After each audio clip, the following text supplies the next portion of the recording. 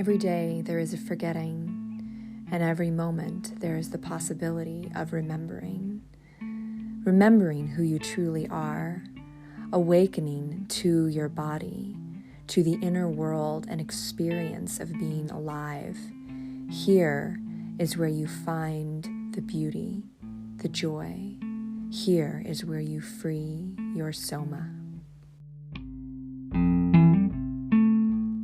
Hello, everyone, and welcome to Free Your Soma, Stories of Somatic Awakening and How to Live from the Inside Out. Today, I'm very honored to have Valerie Stanton here with me. She is an intuitive guide, an energy worker, and a gentle yoga teacher. I've actually hired her myself in the last year as my supportive guide to help me through some of the launches of my previous rounds of my program. And she's currently enrolled in the round of my program that started in March. So we're going to talk today about what led her to be interested, some of the fears and hesitations that she had to reach out to me in the first place and decide to, invest her time and energy into doing this program, as well as talk about some of the things that have arrived for her in her body, some of the things that have loosened up and changed and shifted, and also how she feels about it as a yoga teacher. So we're going to talk about some yoga stuff today and about some of the ways in which yoga is been showing up for her in her life in general, but then how it's shifting and evolving with the somatic work that she's now doing. So thank you so much, Valerie. I'm so excited to talk to you today. Thank you so much for having me, Amy. I'm really excited to be here. Yes. So maybe for you can just orient our listeners to a little bit about what you do, how long you've been a yoga teacher, and sort of a little bit about like how you came to be out there on the internet doing this incredible work. Absolutely. So I am an energy worker and I'm a Reiki master, and actually did my yoga teacher training at the same time as I was doing my energy working and Reiki training. And that was over 7 years ago, maybe 7.5, almost 8 years ago. And so I was training to do all of those things at the time. And um, I've been teaching yoga on and off for that amount of time because I had my kiddo and had a lot of different things come up. So, but I studied it back then, and I've been practicing energy work more regularly, I would say, throughout that time. And yeah, I love working with people one-on-one, and that's why I really gravitated towards energy work, I think. But I've been having a lot of fun over the past year, especially doing some group classes with people as well in my yoga. Cool. Thank you. And you were so wonderful at holding space for me and being my guide and helping me to create ceremony for myself in my life last year. It was really a gift to work with you. And so when you reached out, I was excited. I was like, wow, this wonderful human who like really knows how to hold space, like wants to work with me, wants me to hold space for them in their process. What a gift, what an honor to be able to do that for you.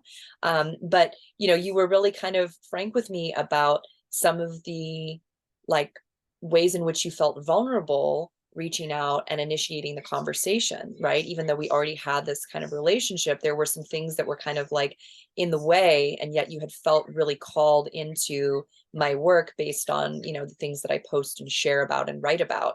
Can you tell us a little bit about your process and what it was like for you to reach out and start that conversation about joining Radiance? Yeah. I knew it was all my own internal stuff, which made it eventually easier to do. And I knew as soon as I just said what I needed to say that it would be received really lovingly by you. And so I knew you well enough to just know how, um, what a wonderful person you are and how skilled you are, and also, what kind of loving space that you can hold as well.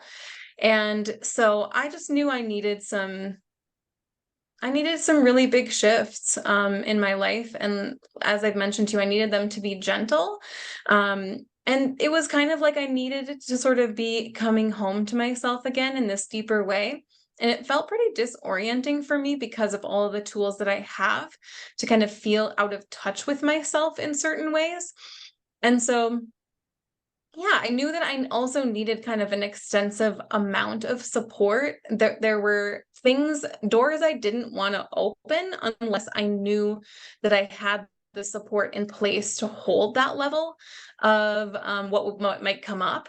And I knew from really hearing a lot about your program that it would be an extensive enough amount of support. Like, it wouldn't just be hanging there, like, open up the door, see what's inside, and then not have that level of holding to actually move through it. I knew that I would have what I needed to be supported through that in my body. So I really trusted that experience with you, and I'm so glad I did.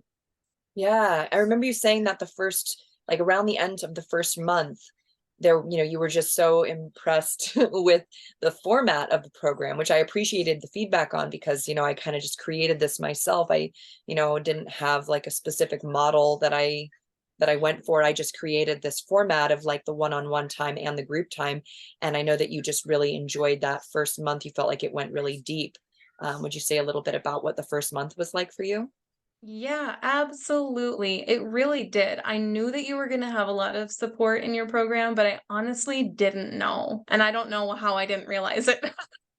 I maybe it's just experiential, but you were doing so many and such extensive and so long of one-on-one sessions along with the group sessions. And I kind of told you that ended up being what I think helped me to drop in so deeply, was because it was being so personalized for what my body needed, that then I could take that into the group setting and understand what was going on. Um, and I don't think I have spoken to this part, but I actually think it kind of goes back to my childhood where I felt pretty disoriented in a lot of group learning settings where I'd kind of be like, I don't necessarily know if what's going on with me is what's going on with everybody else. And I would feel kind of lost in like group learning settings. So group work could be really intimidating to me sometimes. So the way that you broke that down and had all of that holding one-on-one made it so that it felt easy to drop in the group container. So in that first month, I experienced a lot of shifts in my body that now feel really just natural. My back pain that I had, which was really one of the main reasons that I had reached out to you. One of the ways that that kind of discomfort in my own body was showing up was in my lower back pain, and my lower back would just kind of, I didn't know when it might go out. Since having my son, who's now 5.5, I had had that happen at least a few times, and it felt really scary to me. And so in that first month, I went from feeling that, which added a lot to the vulnerability that I came with, that vulnerability of like, wow, I don't know exactly how to be with my own body and trust my own body. And I went from having a lot of anxiety around that to feeling a lot more trust in my body and being able to be with myself, because I was no longer having that experience. I didn't have that constant feeling and pain anymore. And that was really huge for me. Yeah, yeah, I remember that. And I also, you had some neck stuff going on too, Hmm. has shifted a lot as well. Yeah, that felt very connected. Then my neck and back were always like these two kind of connected pieces. And it was such a part of my life. And I was so used to, no matter what I was doing these like really dramatic like neck rolls and stretches and like heart openers and all these like moves to kind of try to alleviate it.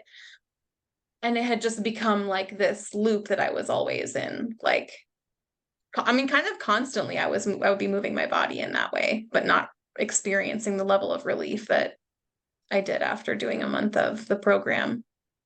Yeah, that's really interesting. I mean, I used to do all that same kind of stuff too. And then when the when the dis-ease is kind of softened, there's no need to, because there's not that kind of itch that you're trying to scratch, Mm. right? So then Yeah. you're not doing all this extra stuff to try to get at that thing, because the thing is just now integrated into your body again. That contraction or that pain or that discomfort is now just part of your body, instead of like this thing that's sticking out and causing irritation, right? Absolutely. That's an amazing way of putting it. Yes. I can't improve on that. Wonderful. Yeah. And so maybe you can share a little bit, the food piece was like another piece that you were called into here. And we spend about a month on that in the program, in the second month, right? But we still integrate it with the somatic movement. So there's kind of this discussion, and then you get to like process whatever has come up, like in your body or in your consciousness, through the somatic movement. How did you find that worked for you? Yeah, I thought it worked really well. I felt, excuse me, really receptive to all of the information that you were sharing, and it felt resonant with me. So I'm not an example of somebody who experienced a lot of resistance to it. And I would also say that um, one of the main takeaways for me was around, when we do have moments of quote unquote imperfection in like maybe there's a discrepancy between like what we know and like what we're doing, or what we found ourselves, oops, like I just wandered into the pantry and I just ate something um that maybe wasn't the most supportive choice ever. That there's still something that I can do to be present with my body, because I find like that when shame comes in, that's when you can't really be with yourself. And I think that was one of the pieces that I really wanted some support around um, in the program. Was I was just noticing that there were some different parts of myself that weren't able to really like hang out at the same time, because I had so much knowledge, but that's different from being in like a relaxed embodied state around that knowledge. You can either have it hyper alert you and make you more anxious because you feel like there's a big discrepancy, but when you're starting to integrate that, having a somatic tool of being able to drop into your body and kind of self-soothe in a way that's supportive to your nervous system is pretty paramount. I think it's huge. Yes. And it can really calm that kind of like, oh crap, what just happened feeling of like, like say, let's relate it to the back pain that you were experiencing. Like you're feeling this uneasiness and this tension in your back, and you have this memory of like your back going out, and so there's this fear, right? The same way that like maybe, if you're someone like me and you've had like a history of like emotional eating and like my weight going up and down, or like having health crises, I go and I'm like eating that chocolate chip cookie and I catch myself in it, and I feel like, oh crap, like what's happening? Like, am I about to go overboard? Am I going to have like a health issue again? Am I going to gain 15 pounds? Mm, Like we go into this catastrophic kind of thinking yeah. because we have some experience like in our body, in our history, that really it's our consciousness trying to alert us that, like you said, there's a discrepancy between like what the tools that you had, the knowledge that you have about how to help your body, and like what you're actually doing, like what you're actually Yeah. experiencing. And like how do we bridge that gap and create more like harmony, or at least more ease, right? Yeah. Even when there isn't harmony, we can create a little more ease around that, and come back into like our experience. And like the word you use, self-soothe, is really great. Like, okay, here I am, and I'm like eating this bag of potato chips, and like and my mind is starting to push me into like my shame and my fear and my guilt, like in this specific example. Like, can I just be with that, and then like feel into the sensations in my body, and ask myself like, what do I need? Like, what's going to help me right now? Like that's one of the tools that I offer a lot in the second month of the program, is like asking ourselves, like, what do we need? Because often we're gravitating habitually towards like foods, that are comforting, but it's not what you really need. Like maybe what you really need is like Mm, physical touch. Maybe what you really need mm, is like to say something to somebody, but you're like mm. pushing those words down with like another bite of food or something, right? Yeah. Yeah. Yeah. 100%. Yeah. And I really like what you just said about harmony, because I think what it can feel like when you're um experiencing like the trying to stuff things down is that it actually feel like when you let yourself like, whoa, not just stuff it down, it can actually feel like really discordant, and that's freaky to your nervous system. So having anything that can like help you to be with what's feels that unsafe initially, like creating safety around what feels like I have to get out of here, I have to run, right? All those things that our nervous system might kick in to do, um, is creating this like larger container to hold whatever comes up. And Yeah. that's pretty big.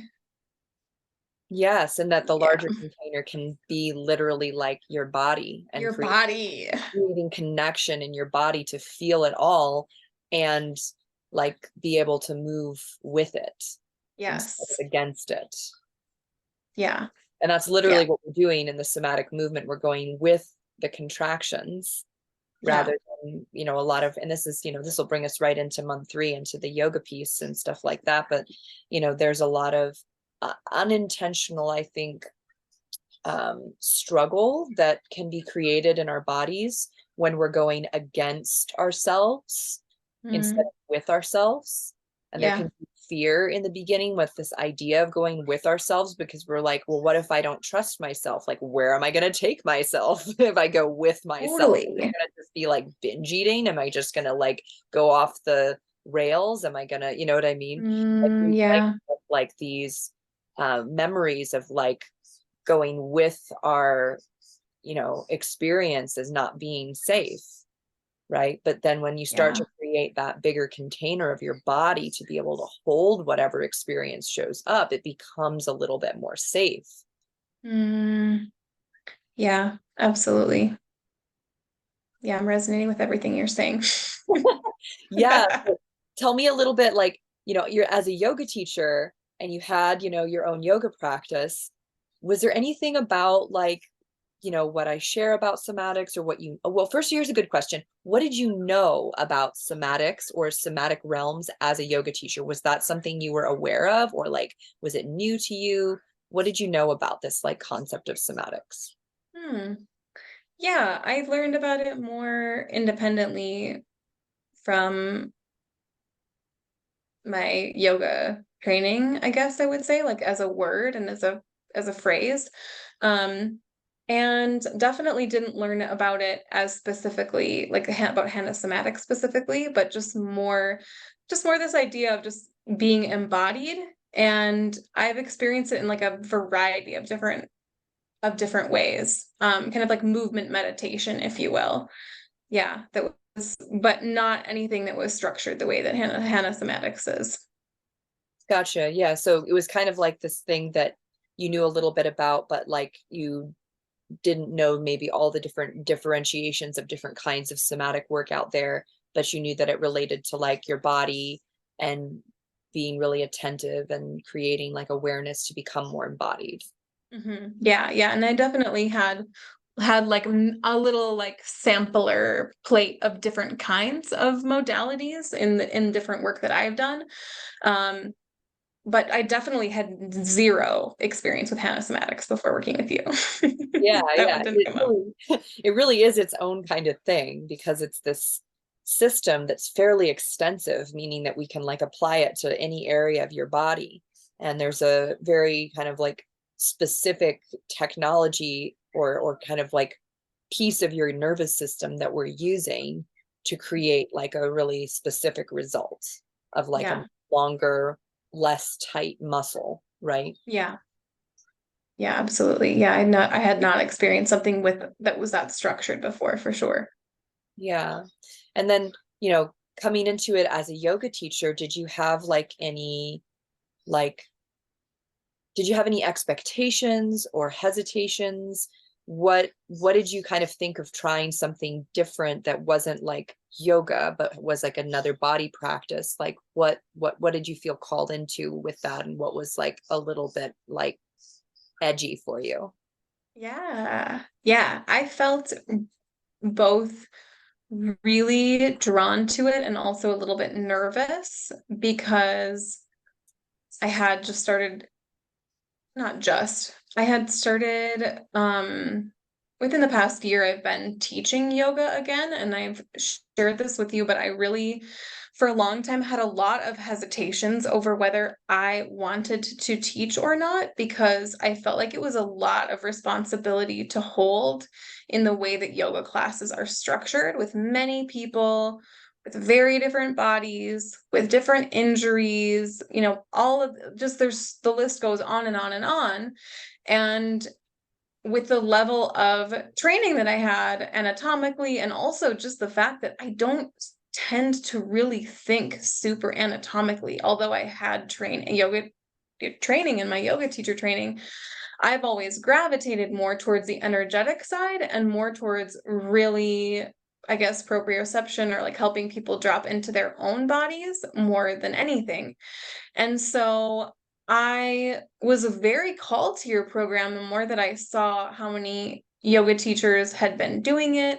You were sharing about some of their interests and their results doing it, and kind of this desire to sort of, I don't know if go beyond yoga is really the phrase that I desire, but it's kind of like there's there's more, right? Like that's not it. There's more tools to add in.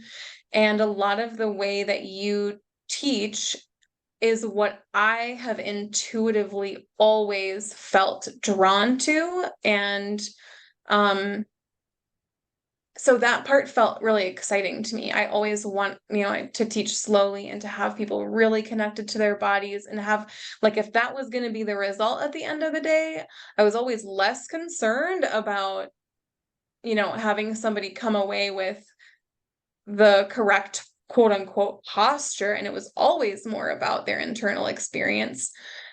And I've shared with you that I was also a little bit hesitant because I was wondering, okay, well, how does this integrate with yoga? Can this integrate with yoga? Is it just going to blow my yoga practice up? Or like the calling myself a yoga teacher, can I still do that? All of these different questions that I had. Like what enticed me was also what made me nervous about delving into the world of beyond. Yeah, yeah. And so what did you find? I mean, how did you feel like the style of somatic yoga that I teach, how did you feel like it was similar or different from how you teach yoga? Yeah, it's well, technically it's different in that you go through the full description of what the pose is going to be before leading into that pose. I don't always go to that level of description, and I found that to be really interesting. Um, Especially as somebody who, before I was doing my training, I learned yoga by just being kind of thrown or jumping into a class where I was literally just looking around me, trying to figure out what people were doing. And it felt so chaotic to me that I was kind of just like going in these the closest shape I could get, right? And it took so long for me to have any understanding of what those postures really were and what I was doing in them. And of course, that refined through my own training and over time.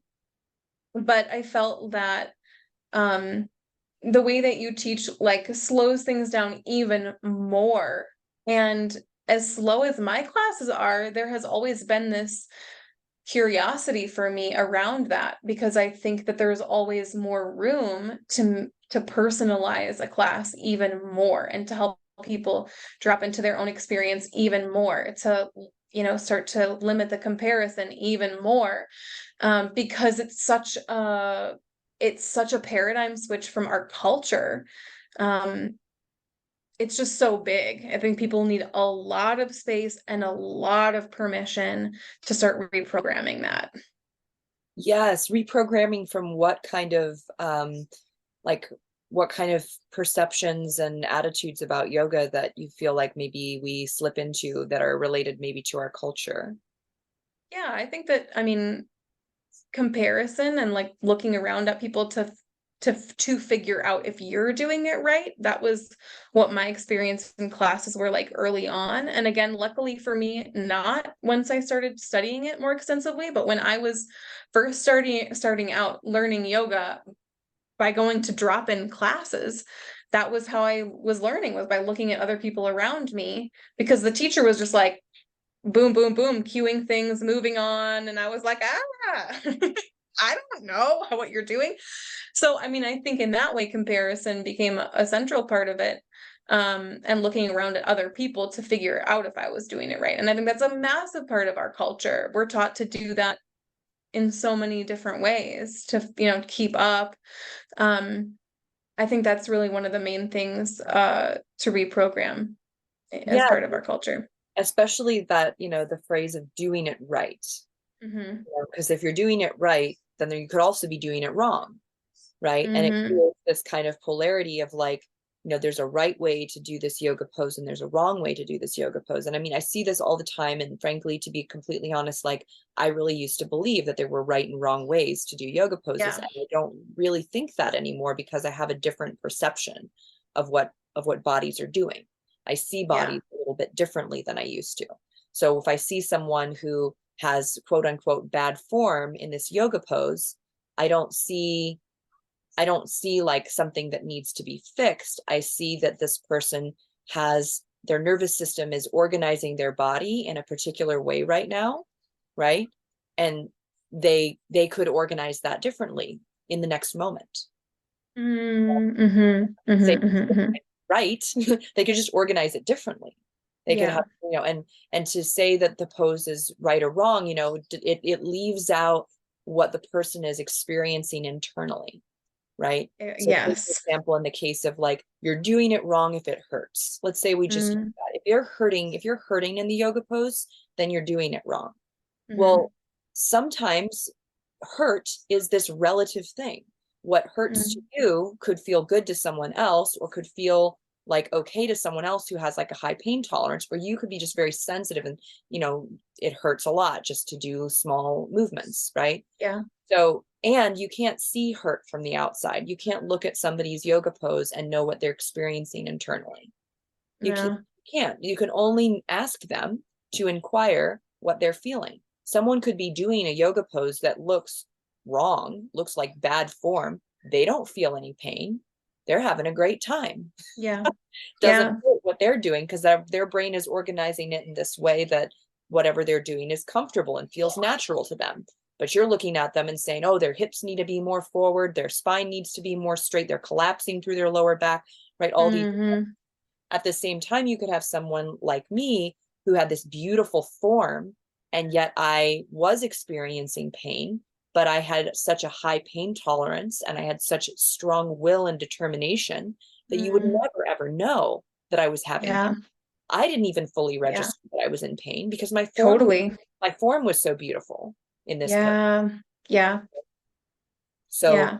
so this idea that we can do it right or wrong and that there's, a right way and a wrong, I think it's limiting because something more, I guess, mysterious is going on. something, Yes. something more mysterious is going on.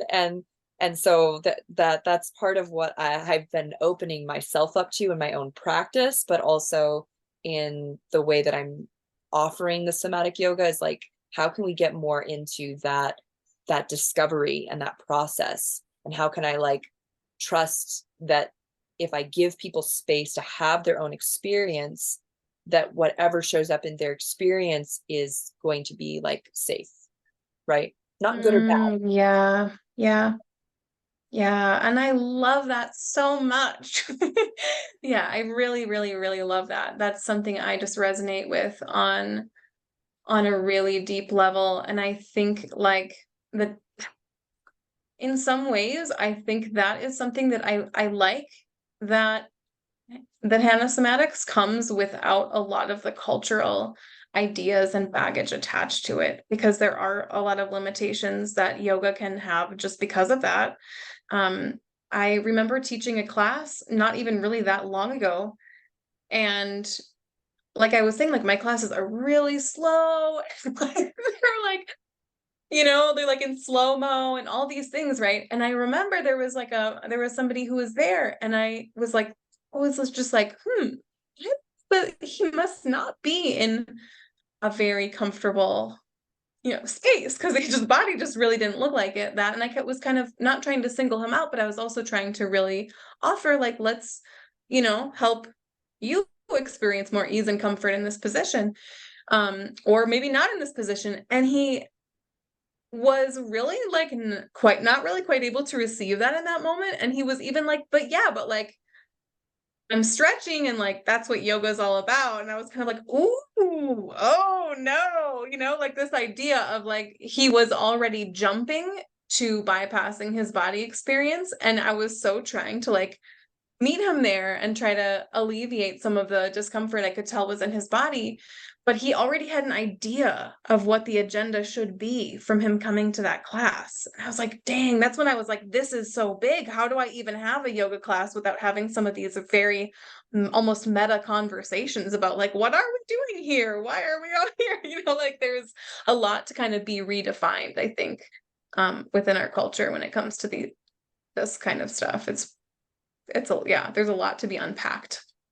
Yes, and yoga also has turned into, for me it was a career, it was my livelihood, and I had a lot invested in that, like when something is your livelihood, and I Mhm. also was part of a culture of yoga that had a lot of really wonderful, beautiful, great things about it. And at the same time, there was like a kind of status quo of like, this is what yoga is. This is what a good class is like. Can you deliver that so that we can make money, so that we can keep Mm, yeah. are your classes filling up? Why or why not? Mm, And kind of that pressure to like perform and yeah. be a good yoga teacher, quote unquote, be like successful or be, Yeah. someone that people want to learn from. And so we have a kind of like this ideal or model of what a yoga teacher is and what a yoga class is like that maybe we're not fitting into all the time. Right. Yeah. Absolutely. Yeah. No, 100%. I think it's a huge part of it. And I know that, I mean, I think that yoga has shifted a lot from what I've just seen from when I started doing it. And maybe it's just that I started finding more pockets of it that I gravitated, and resonated with more. But I was starting to see really big shifts, and they were because, like I have mentioned, like that I had yoga teachers in my training who had, joint replacement surgery way earlier than they would have needed to because of ignoring their body and just putting themselves into some really extreme postures very regularly, or doing some of these. So it's like, that's how people started learning, and incorporating some, I don't know if you ever encountered much of her work, but luckily a lot of the teachers that I learned from were informed by Judith Lassiter's work, and she was a physical therapist as well. And so she started talking about some of these things, like there are some of these ways that maybe this is not right for everybody to move in, and like let's really break this down. So, but I mean, to see how yoga kind of gained a lot of popularity, like fast vinyasa classes where you're just sweating a lot. And it's like almost like the opposite of really being with yourself. It's like this idea of just like pushing yourself so hard that you're not really feeling anything, versus slowing it down and creating gentle spaciousness. It's like two very different ways of approaching it. Yes, yes. And I think that, part of where I'm at now in my process has been figuring out how to really marry these two things of the somatic work and the yoga, because I think that ultimately, you know, the somatic work is about becoming connected to your internal experience in your physical body real time. That's what it's all, that's Yes. what it basically is. It's how Yeah. can I be connected moment by moment to my internal experience and just stay connected, even Yeah. if it's difficult, even if it hurts, even if it's not how I want it to be, right? And that kind Yeah. of creating that bigger connectedness within your body to hold all that space for yourself, right? Yeah. In your physical body. And that goes with everything. It goes literally with any experience Does. that you could possibly have, including running a marathon, including Yeah. weightlifting, including, whatever, some crazy, crazy experience, bungee jumping. It could go with anything, right? In the beginning, though, when you first become like aware of your internal experience real time, there's this like kind of unraveling of going like, oh wow, like look at Mm, all this stuff that was buried in these closets, looking mm-hmm. at all of these things, and I'm sorting through all of this stuff, right? Yeah.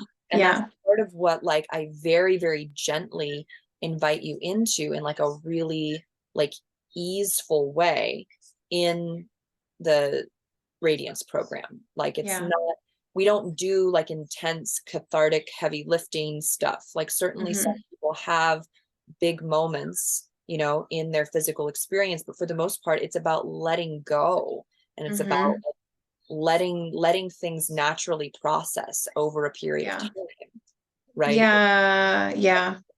Right.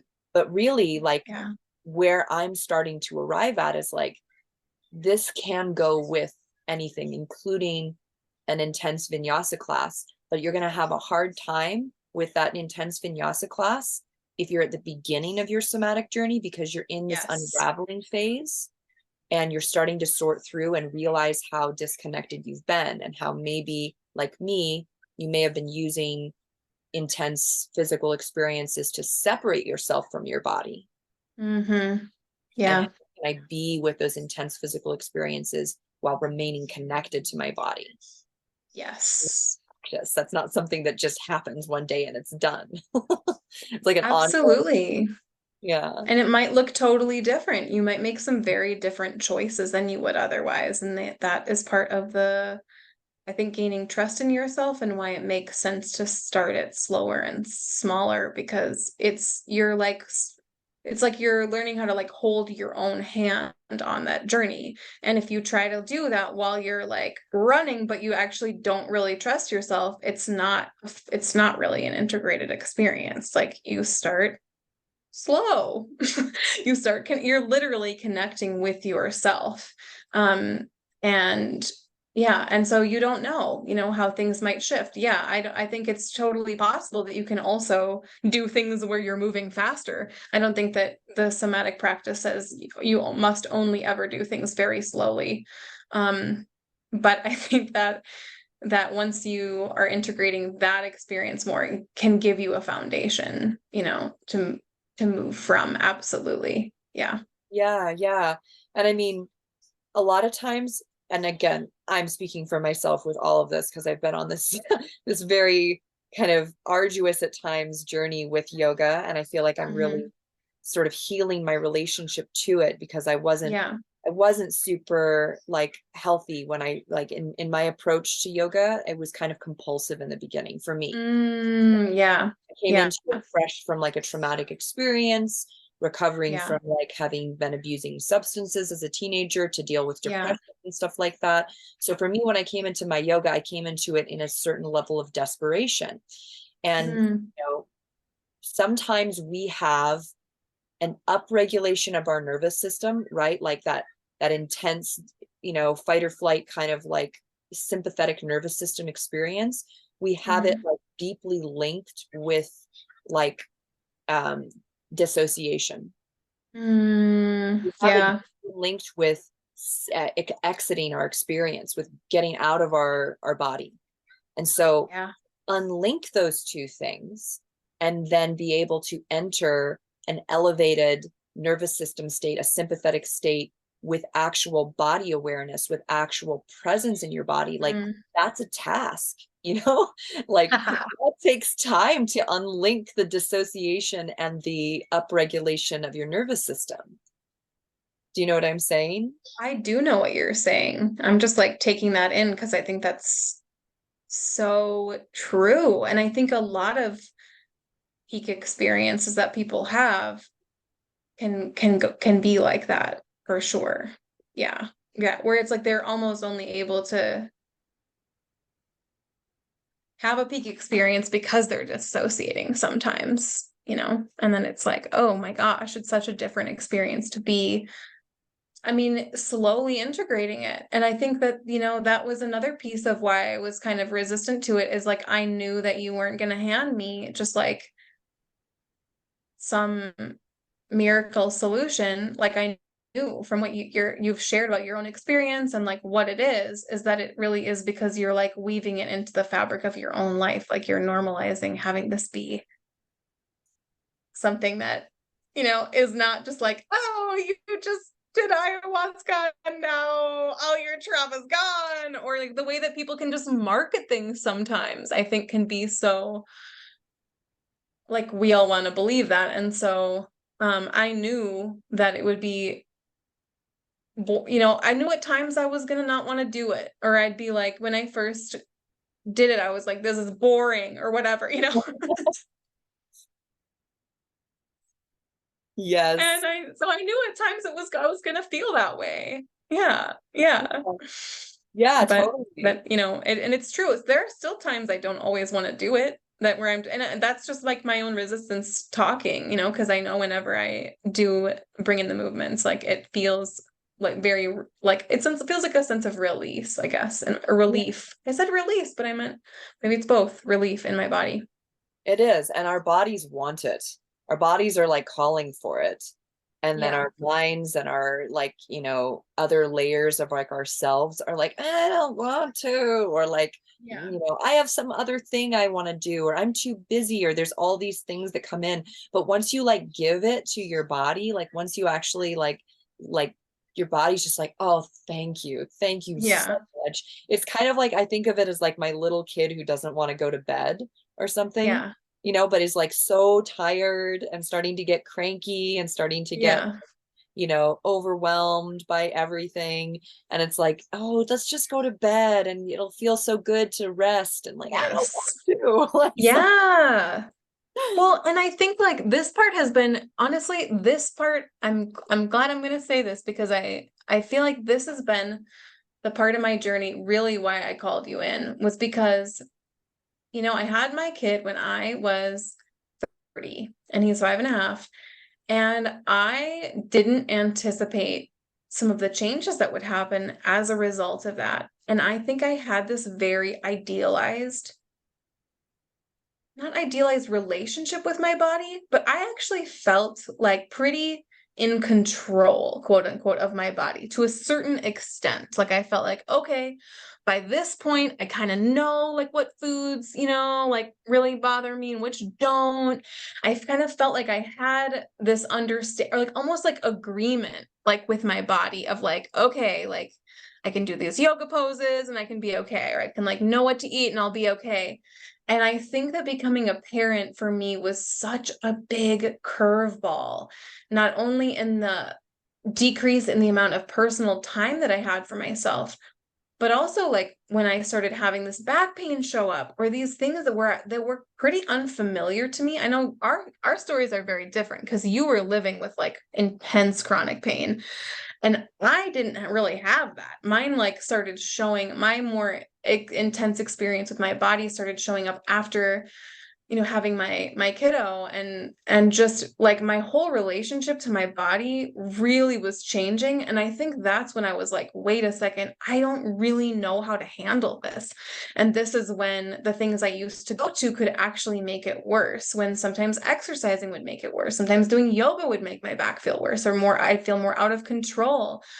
And I think that lack of control was and not really knowing like how to relate to myself in that way, it started causing more imbalances with my relationship with food and with eating. And like from there on, it's almost like the more of the lack of control that I felt, like the more that I was just trying to like regain it some way that felt safe, but I didn't feel like I had the way to do that. And that felt so it's so disorienting to me. And like, I mean, it was a bit of an ego, release for me to reach out to you to say, like, I don't feel like I should have to like have anybody help me with this, but like I am in some new terrain, and I'm finally admitting that to myself years down the line that I need something different now. And I don't even remember why I started talking about that, but that to me really feels like the crux of what came up for me. And it's just like really relieving to have a new tool Yeah. to use to relate to my body in that way. And so even when I'm bored, I'm like, it's kind of a privileged problem to have, to like be bored. Like instead of just being like, fuck, I'm so scared of like my body and I don't know what to do and all these things. It's like, I'm just kind of don't feel like doing that thing right now. It's like a great transition to have it go from. Yeah, totally. Well, that's so wonderful. Thank you for sharing that about like just the way in which you felt that you had this sense of control and then some things happened in your body. Like having a baby is a big deal in a woman's body, right? It's a big deal in your body. And then Yeah. everything shifted in so many other ways to accommodate this new way of living. And yeah, there can be plenty of instances where things shift and we feel like we lose a sense of control or connection in our bodies, whether it's injury or some kind of trauma or a life shift or some kind. And Yeah. that's, that's when we need as much support as we can get.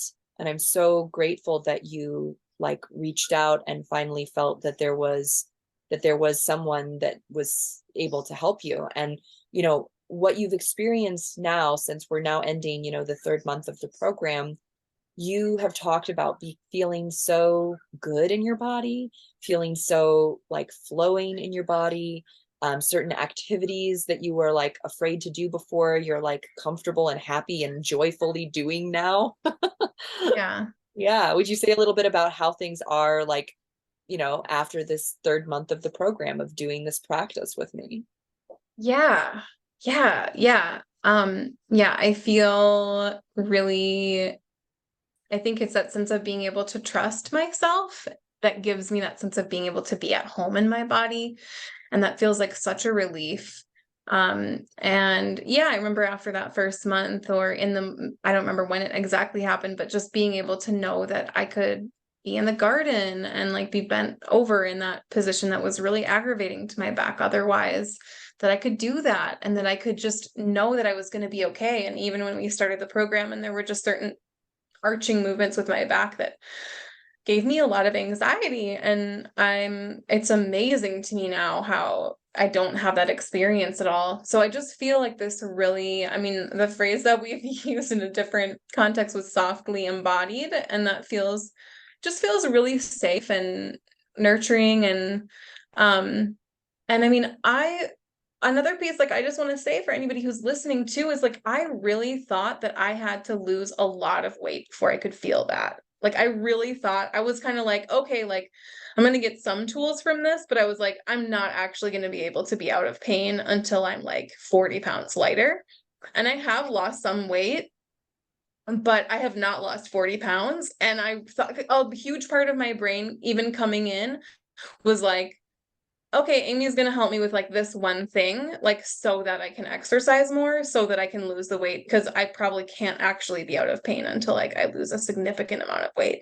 And I'm still very open to that experience of like releasing some more weight. I'm not against that, but I'm also been actually kind of shocked that I could feel this good in my body while still, not having lost 40 pounds, probably lost like 8 pounds or something total, but that feels kind of wild to me. So that's been a huge game changer of being like, whoa, like I actually, like as I am, I can experience a certain level of ease and comfort and just feeling like kind of like leaned back in my energy, if that makes sense. Like kind of just like, oh yeah, like here I am. This is just who I am.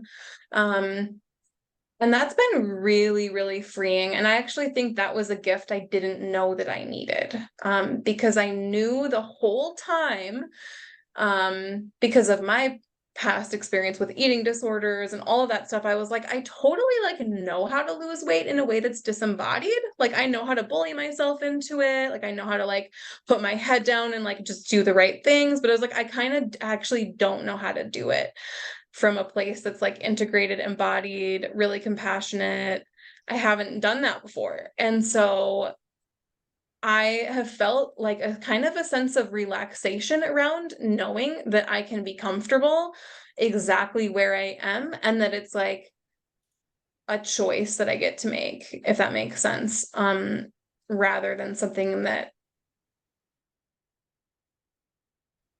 like I needed to, that's the way that I wanted to do it. I was like, I don't want to bully myself. I don't want to feel like I have to sacrifice my integrity or any of those things, or like, but so that's been like kind of, that's been like literally shocking to me, which is cool to like reflect upon, that I could actually find some comfort in and sense of being at ease in my body. Like now I don't have to wait until I'm 40 pounds lighter. Whoa, that's huge.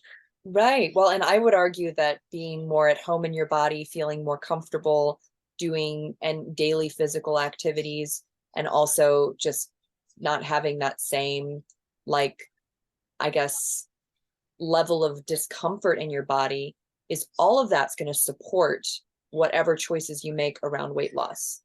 All of that, Absolutely. yeah, all of that's going to support it. And it doesn't have to be this like, I'm going to run my brains out and go on a crash diet and fast a bunch and like stress my body out to lose that weight, that Yeah. I'm a bad girl because I gained or something, right? Right. It doesn't have Right. to be that way, because now you have this experience of your body feeling good, and then you can also do whatever else you want. You could take up a running practice. You could make it a goal to lose another 15 pounds in a loving way, in feeling good Yes. in your body. You can feel Yes. your body Yes. doing that. You don't have to wait, like you just said, you don't have to wait to feel good in your body until after the weight is off or after this thing is done, you know? Yes, 100%. And that's really like what I wanted and what I didn't, but like I didn't really know if that was possible.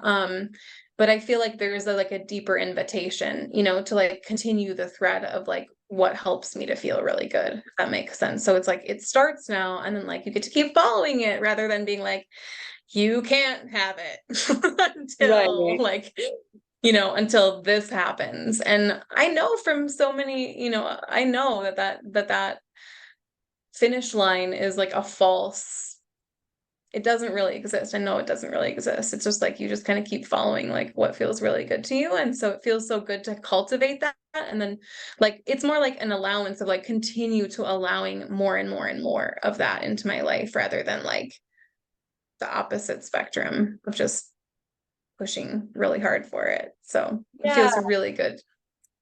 And it's great too, because I can really feel and see how our work intersects here, because a lot of what you support and teach around is like allowing ourselves to rest deeply Yeah. and get Hmm. rest and not having to earn our rest, Yeah. but that it's just like you said, just recently in like a session that I had with you, that the earth is supporting you. The earth is Mm. supporting you without any expectation. There's no, Hmm. there's nothing you have to do to be supported, right? There's nothing that like you have to do to earn feeling good and safe in your body. It's Mm. it's what you're Yeah.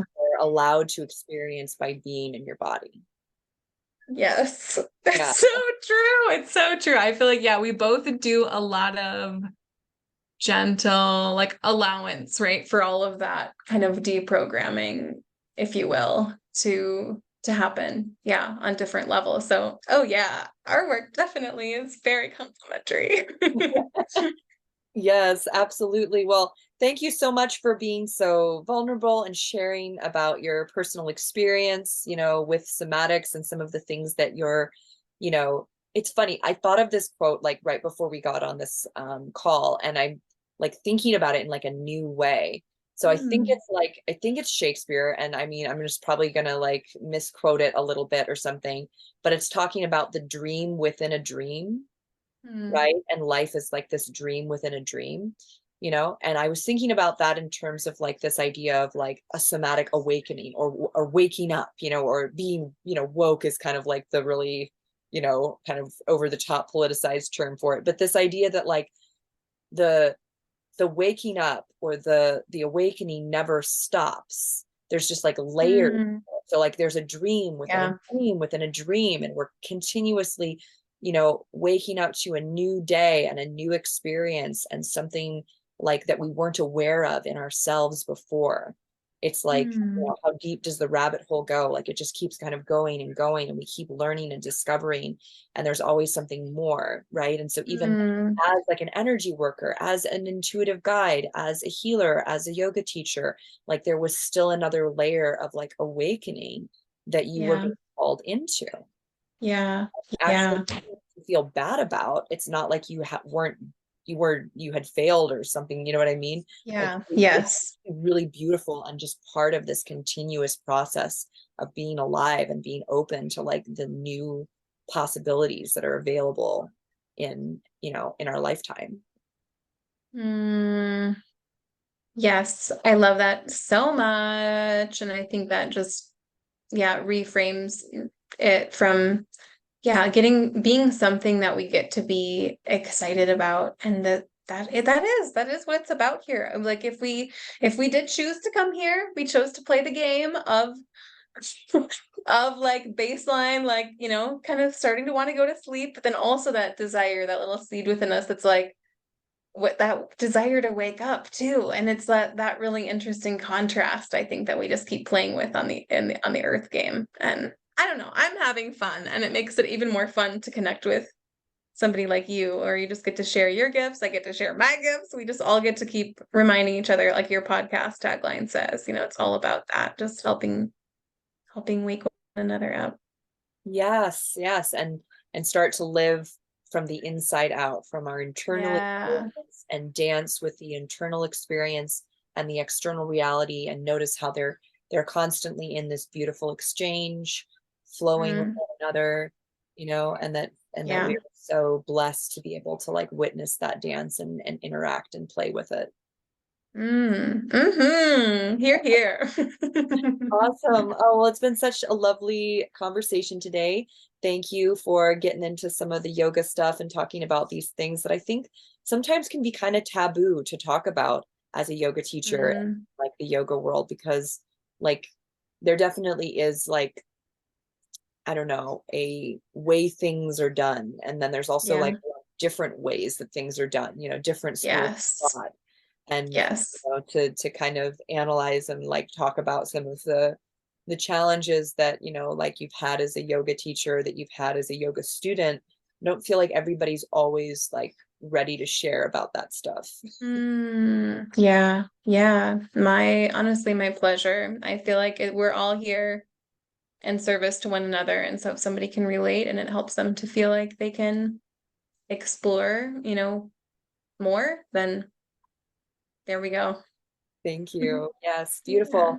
Okay, well, we'll catch up with you again sometime soon. I would love to have you share with our audience a little bit more deeply about your work. I know you're working on some new things right now, and maybe Hmm. there'll be a time in the future for you to share a little bit more on those exciting developments.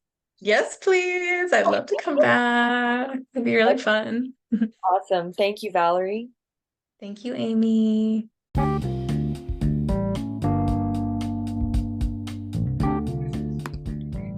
Hi, everyone. Thank you for listening to Free Your Soma. I hope you've enjoyed hearing from Valerie today about what's possible. If you're interested in creating easy flowing movement, effortlessly aligned posture, deep peace and safety within your body, a more aligned relationship to food, confidence to move painlessly through life, apply now for the Radiance program at www.freeyoursoma.com. As a podcast listener, you can get $500 off the summer round. The time is now. We start on July 15th. Cheering on your embodied freedom and discoveries. Bye for now.